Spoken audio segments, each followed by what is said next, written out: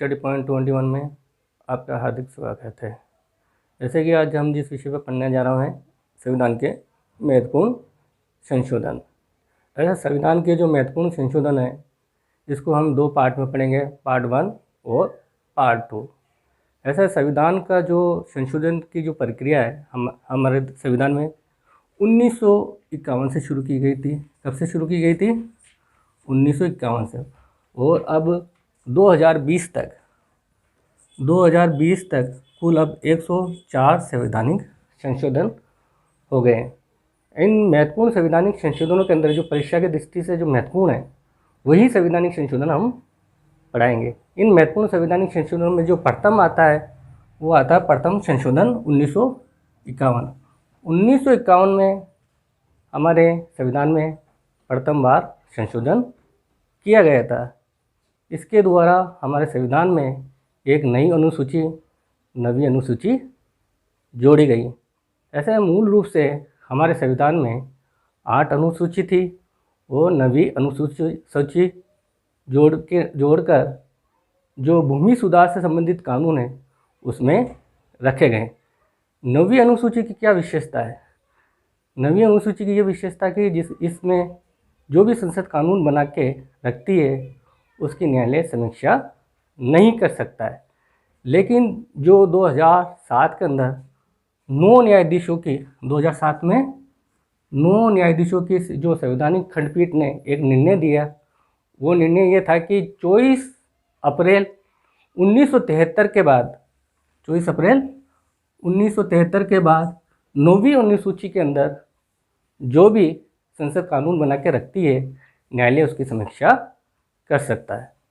दूसरी विशेषता ये थी कि नवी अनुसूची की जो ये संशोधन हुआ था, ये संशोधन हमारी संविधान सभा द्वारा किया गया था।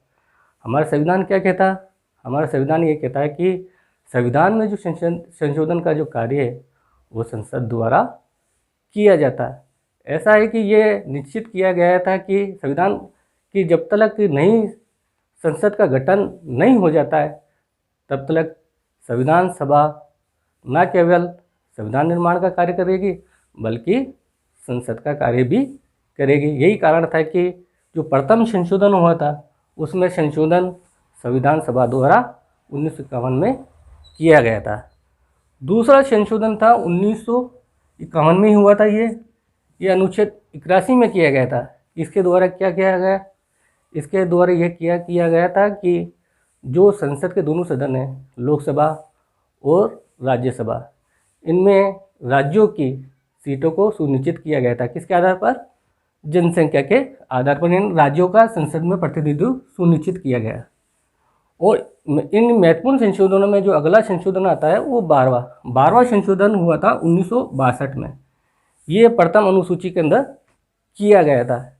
इसके द्वारा जो गोवा और दमन द्वीप है, इसको प्रथम सूची में रखकर भारतीय संघ में सम्मिलित किया गया। ऐसा है कि गोवा और दमन द्वीप पर पुर्तगाल सरकार ने अधिकार किया हुआ था और ऑपरेशन विजय द्वारा पुर्तगाल सरकार के अधीनता से इनको मुक्त कराया गया। इसी तरह जो 26वां संशोधन है, ये 1971 में हुआ था। इसके द्वारा जो राजाओं को जो पृथ्वी पक्ष दिया जाता था उसकी समाप्ति की गई। ऐसा है कि आपको पता होगा, जो देशी रियासतों को भारतीय संघ में जब सम्मिलित किया गया था, आश्वासन दिया गया था कि उन्हें विशेष भत्ते सुविधा दी जाएगी। वो किसके रूप में दी जाएगी? पृथ्वी पक्ष के रूप में दी जाएगी। लेकिन 26वें संशोधन द्वारा उनकी ये विशेष भत्ते और सुविधा पृथ्वी पक्ष के रूप में समाप्त कर दी गई। इसी तरह जो 36वां संशोधन है वो काफ़ी महत्वपूर्ण है। ये क्यों महत्वपूर्ण है? क्योंकि इस संशोधन के माध्यम से सिक्किम को पूर्ण राज्य का दर्जा दिया गया। आपको पता होगा जो 35वां संशोधन है, कौन सा संशोधन?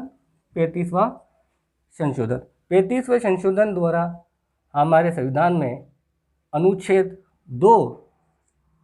2A जोड़ते हुए एक राज्यों की एक नई श्रेणी से राज्य का निर्माण किया गया था। कौन सी किया गया था? 6 राज्य, 2 ए जोड़ते हुए, और इस 6 राज्य की श्रेणी के अंदर सिक्किम को रखा गया था।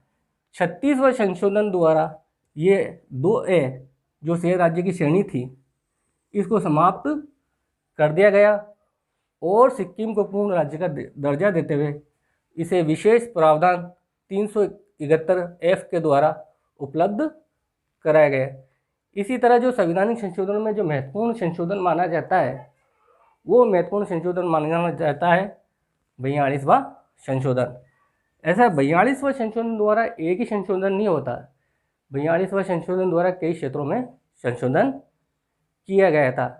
पहला है, इसमें प्रस्तावना में संशोधन किया गया था। प्रस्तावना में ये 42वां संशोधन कब हुआ था? 42वां संशोधन 1976 में इंदिरा गांधी सरकार के द्वारा किया गया था। इसके द्वारा क्या क्या किया गया था? इस 42वें संशोधन द्वारा पहला प्रस्तावना में संशोधन हुआ था। प्रस्तावना में संशोधन करके 3 शब्द जोड़े गए थे, वो थे पंथ निरपेक्षता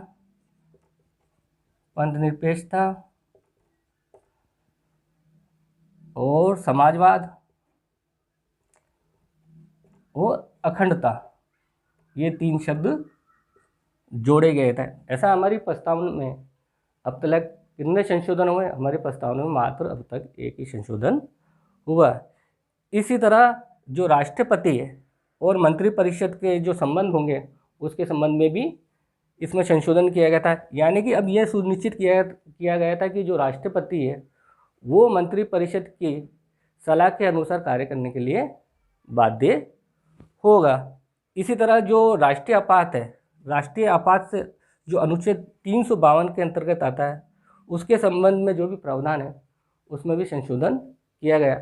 ऐसा पहले ये था कि अनुच्छेद 352 के तहत जो राष्ट्रीय आपात है वो संपूर्ण देश में ही लागू किया जा सकता था। अब ये कर दिया गया था इस संशोधन द्वारा जो अनुच्छेद 352 के तहत जो राष्ट्रीय आपात लगेगा वो किसी एक क्षेत्र विशेष में भी लगाया जा सकता है। ऐसा कि नहीं कि पूरे संपूर्ण देश में ही लगाया जा सकता हो, ये इसमें परिवर्तन किया गया था। इसी तरह समवर्ती सूची में भी परिवर्तन किया गया। समवर्ती सूची में मूल रूप से 47 विषय थे। कितने विषय थे? 47 विषय थे। इस संशोधन के बाद 5 नए विषय और जोड़े गए, 4 विषय राज्य सूची से और एक नया विषय परिवार नियोजन और जनसंख्या जोड़ा गया। ऐसा वर्तमान में हमारी समवर्ती सूची में टोटल विषयों की संख्या कितनी है? वर्तमान में हमारी समवर्ती सूची में टोटल विषयों की संख्या 52 है। इसी तरह जो महत्वपूर्ण संवैधानिक संशोधनों में है, जो संवैधानिक संशोधन माना जाता है वो है 44वां संशोधन। 44वें संवैधानिक संशोधन द्वारा भी कई क्षेत्रों में संशोधन किया गया था। इसमें जो महत्वपूर्ण संशोधन था वो है मौलिक अधिकारों से संबंधित। इसके द्वारा जो संविधान का अनुच्छेद 31 है उसको समाप्त करके, जो 31 को समाप्त करके जो संपत्ति का जो मौलिक अधिकार दिया गया था 7वां मौलिक अधिकार के रूप में, उसकी समाप्ति कर दी गई। यानी संपत्ति का अधिकार वर्तमान में क्या है? एक कानूनी अधिकार है। इसी तरह ऐसा है कि जो ये 352 से संबंधित प्रावधान है उसमें भी संशोधन किया गया था। 352 से संबंधित प्रावधान में क्या संशोधन किया गया था? ऐसा कि पहले जो 352 जो प्रावधान है उसमें ऐसा था कि राष्ट्रपति जो राष्ट्रीय आपातकाल लागू करता है वो केवल प्रधानमंत्री की सलाह पर ही लागू कर सकता था। लेकिन इसमें संशोधन करके ये किया गया है कि राष्ट्रपति जो अब राष्ट्रीय आपात लागू करेगा वो मंत्रिमंडल की लिखित सलाह पे करेगा। ऐसा हमारे संविधान में पहली बार जो मंत्रिमंडल शब्द का प्रयोग हुआ वो केवल यहीं किया गया है, वो भी किसके माध्यम से हुआ?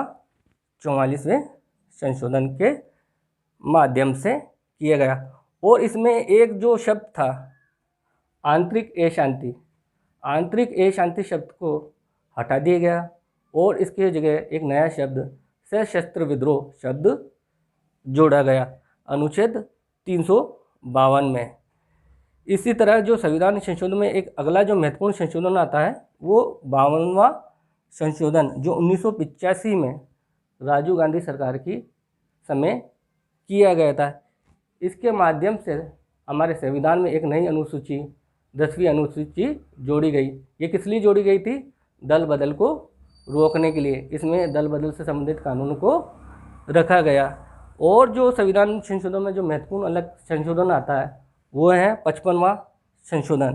55वां संशोधन 1986 में प्रथम अनुसूची में किया गया था। इसमें संशोधन करके अरुणाचल प्रदेश को पूर्ण राज्य का दर्जा दिया गया। ऐसा है कि मेरा जो पढ़ाया आपको पसंद आए तो लाइक एंड शेयर करना, और जो संविधानिक संशोधन से संबंधित जो और भी महत्वपूर्ण जानकारी है वो हम नेक्स्ट वीडियो में पढ़ेंगे। धन्यवाद।